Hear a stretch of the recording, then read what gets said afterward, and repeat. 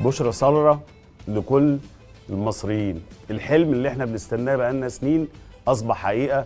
بلد المواهب مليانة بكل المواهب في جميع محافظات مصر.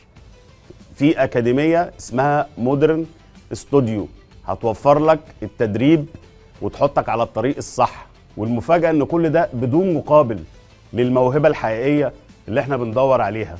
مصر ولادة، مصر هي الريادة في الفن، والمفاجأة ان الموهبة اللي هتحصل على التدريب للفترة دي هتتأهل لعضوية نقابة المهنة الموسيقية، بجانب انها هتنتج لك اعمالك سواء غناء او سينما او مسرح، وكل ده بدون مقابل. في مودرن استوديو، محمد صبحي وكيل لجنة العمل بنقابة المهنة الموسيقية.